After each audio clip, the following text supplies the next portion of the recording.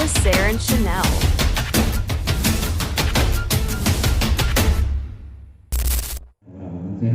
Iya. Iya. Terkait dengan alat peraga sosialisasi yang dilakukan oleh para caleg. Bung Pisto, ya memang ini menjadi atensi kita ya, soal pemilih batas.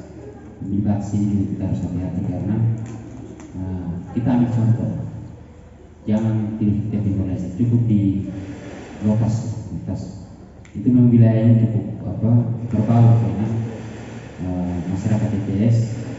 Kemudian pasukan kita sudah sampai di tingkat desa untuk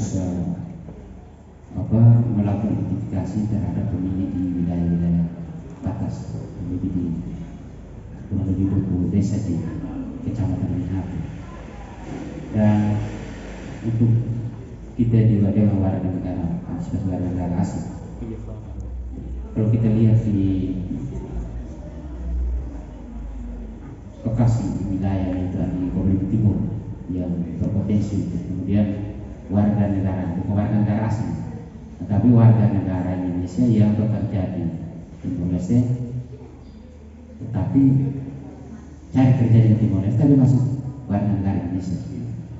Nah, proses pemutakan daftar pemilih cukup panjang dan hari ini sudah ditetapkan untuk kemudian antisipasi kita ketika terjadi pemilih asing ataupun warga negara asing yang datang. Tentu syarat menggunakan hak pilih sudah ada. Yang pertama soal dia harus terdaftar di KTP. Yang kedua dia harus menunjukkan KTP. Nah, wilayah-wilayah misalkan di wilayah di Kepulauan Timur, desa itu kita saling kenal. Kenapa kita ambil pengawas TPS nanti dan juga KPPS itu ada di dalam TPS itu, supaya mereka bisa kenal masyarakat yang ada di sekitar dusun ataupun RT RW yang ada di situ. Kalau seandainya mereka menggunakan hak pilih dan bukan warga negara Indonesia ataupun bukan warga di wilayah desa, misalnya kita contoh Alas, ya pasti kita tahu 7 orang KPPS dengan 1 orang pengawas TPS yang ambil dari TPS itu pasti bisa melakukan penindakan di situ ataupun pencegahan kamu warga negara lain. Tetapi prinsipnya adalah data yang kita mengungkapkan, data yang ditetapkan oleh KPU, tentu melalui proses yang cukup panjang. Dan saya punya keyakinan bahwa tidak mungkin orang Timor Leste yang sudah sebagai warga negara asing di sana, warga Indonesia yang sudah pindah ke sana datang menggunakan hak pilih di sini. Tetapi itu menjadi atensi kita, tetap kita kontrol untuk kemudian yang sampai kejadian di Sabun dan belum di Melaka. Karena itu proses pidananya ada. Kemarin di Belu, di kemarin dia memaksakan untuk menggunakan hak pilih. Itu warga negara Indonesia, tetapi dia di sini tidak terbalik, tapi dia paksa diri untuk menggunakan hak pilih. Maka bisa potensinya yang pertama pemungutan suara ulang, yang kedua pidana. Jadi 2, pemungutan suara ulang dan juga pidana. Nah, ini yang harus kita lihat, kita kawal, kita cegah supaya kemudian jangan sampai terjadi hal itu. Yang berikut soal domain atau bagaimana kita menertibkan alat peraga. Dari nilai estetika kita lihat itu kewenangannya pemerintah daerah dan itu sudah berkoordinasi. Kita sifat antara pemerintah daerah dengan Bawaslu akan sifatnya koordinatif, sehingga kemudian yang menjadi eksekutor adalah pemerintah daerah melalui KPU. Memang kita sudah melakukan koordinasi dari 3 minggu lalu, kita sudah melakukan koordinasi dengan pemerintah daerah melalui Satpol PP dan Pak Kasatnya sendiri, BLT Kasat. Nah, tentu kita semangatnya adalah kita sudah sampaikan bahwa ketika tidak dinilai dari nilai estetika keindahan tata kotanya seperti apa, ya bisa diturunkan dengan sendirinya kewenangannya dari KPP. Itu menjadi domain mereka. Bawaslu tidak punya kewenangan untuk kemudian melakukan penindakan terhadap penurunan alat peraga yang dipasang oleh setiap para caleg. Tapi prinsipnya adalah semangat kita adalah bagaimana partai politik mampu menyampaikan informasi kepada seluruh masyarakat Melaka terkait dengan keberadaan partai yang ada di wilayah Kabupaten Melaka. Semangatnya itu. tidak ada hal lain. Intinya bahwa kita tidak mendiskriminasi antara partai A, partai B, partai C. Tapi semangat kita adalah mengacu pada prinsip penyelenggara pemilu, asas penyelenggara pemilu. Kita harus ada menetapkan atau menjalankan prinsip penyelenggara pemilu yang adil dan setara kepada semua rakyat. Nah, terkait dengan syarat yang menjadi anggota calon anggota DPR dan ditanya oleh Pak Erkan, ditanya oleh siapa tadi? Pak Erkan menegaskan bahwa tidak sejauh-jauh dari sana kemarin, cukup yang ada di sini. Nah, ini normatif. Tapi begini, saya mau sampaikan dalam nomor 7-nya bahwa pegawai BUMN, BUMD ini menjadi catatan kita untuk kemudian ketiga lebih baik mengundurkan diri. Saat kita begitu daripada nanti dipersoalkan kemudian hari sudah melakukan konsultasi jalan jauh, kemudian nanti dipersoalkan oleh orang lain dan juga terakhir mengenai masalah. Antisipasi kita lebih baik. Alangkah baiknya sebagai ketua pencegahan, alangkah baiknya mengundurkan diri. Karena secara kelembagaan untuk syarat calon kita juga sudah bersurat ke KPU dan juga kita bersurat ke KPU untuk menjalankan tugas sebaik-baiknya, harus profesional, harus taat dan patuh terhadap norma yang sudah tertulis dalam PKPU 10. Jadi mungkin tambahan dari saya. Yang pertama dari Kopisto dari Timex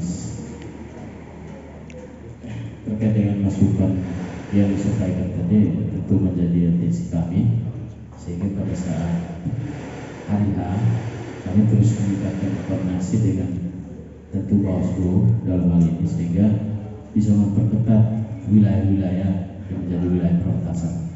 Seperti kalau di Balaka yang ada di lokasi ini memang benar ada bahwa faktanya itu rumah pendampingan tetapi memiliki dokumen kependudukan yang berbeda kabupaten, TTS dan Balaka. Ini yang perlu kita kawal sehingga kemudian dalam pelaksanaan pungut itu saat itu tidak membebani pemilih, karena jika terjadi maka tentu pidana untuk bersangkutan. Tetapi dalam proses pengutiran data pemilih yang tadi disampaikan Pak KS bahwa waktunya cukup panjang. Sejak kita terima di P4 kita masuk pada cuplik, kemudian kita susun sampai dengan penetapan DPT. Tentu kita banyak koordinasi untuk petugas-petugas kita di tingkat bawah, terutama di tingkat desa itu juga banyak berkoordinasi dengan pihak RT, desa dan lain-lain stakeholder yang di sana untuk memastikan bahwa pemilih atau penduduk yang bersangkutan adalah penduduk ini. Tetapi pada prinsipnya tentu kita merujuk pada dokumen kependudukan. Jika pemilih yang bersangkutan memiliki KTP dan wilayah domisili adalah Kabupaten Melaka, maka tentu kita mengakomodir hak pilihnya, ya akan kita daftarkan dalam DPT. Kemudian yang berikut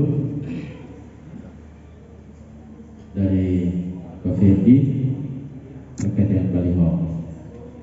Ya, ini mungkin jawaban ini sekaligus untuk Pak Kufri punya, bahwa PKPU kampanye sampai dengan hari ini belum terbit. Ini saya ulang lagi, belum terbit. PKPU kampanye pada 2019, PKPU 23 2018 sampai dengan hari ini kita tidak merujuk pada PKPU itu. Kita tetap menunggu karena memang tahapan kampanye kita belum. Ketika 28 November sampai dengan tanggal 10 Februari baru kita eksekusi berdasarkan PKPU kampanye yang diterbitkan oleh KPU RI. Tentu hal yang sama yang akan dilakukan oleh Bawaslu dan kita sama-sama berpedoman pada prinsip penyelenggaraan pemilu. Lalu yang berikut dari Pak Robi, memang wartawan tidak disebutkan dalam PKPU, tetapi kalau kita lihat secara detail soal karyawan, direksi, kemudian BUMN dan BUMD, ya, bisa saja masuk di situ. Tetapi dalam pelaksanaan tahapan selama ini, kami terus melakukan pendekatan secara persuasif dengan masing-masing bakal calon. Ya, kalau bisa supaya kita bisa antisipasi hal-hal yang tidak kita duga, ya sampaikan saja pengunduran dirinya. Ya, sehingga bisa saja terjadi saling menggugat antar calon di dalam partai itu, di dalam dapil itu. Karena Pak Robi misalkan dapat suara paling tinggi, kemudian satu yang mengikuti Pak Robi bisa saja menggugat untuk bisa menjatuhkan Pak Robi dan Dewi yang terpilih atau memperoleh kursi. Gitu. Jadi hal-hal ini yang harus kita antisipasi sehingga pada saat kita menetapkan calon terpilih dan siapa yang duduk di kursi itu tidak boleh terjadi chaos dan lain sebagainya yang berakibat fatal pada status teman-teman yang nanti bisa terpilih. Seperti ada satu tanda kontrak yang memang itu tidak diwajibkan dalam yang disebutkan dalam surat 512, tetapi kami minta kalau bisa ya sampaikan saja, dan itu juga kami klarifikasi sampai dengan DPD provinsi. Ya, kami tak sampaikan saja, tidak masalah.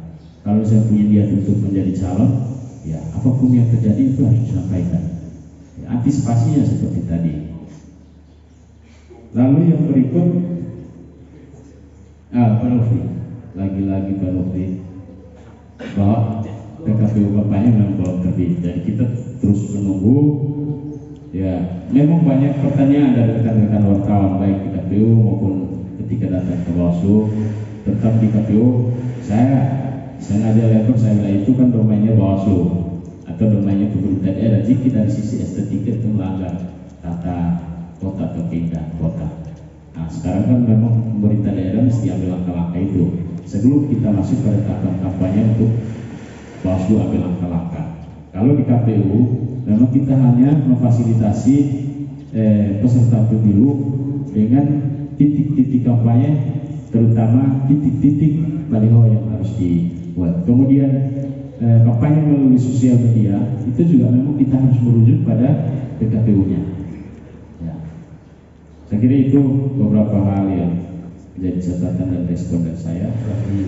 Ini input positif buat kami, bukan hanya untuk KPU tapi terutama untuk Bawaslu.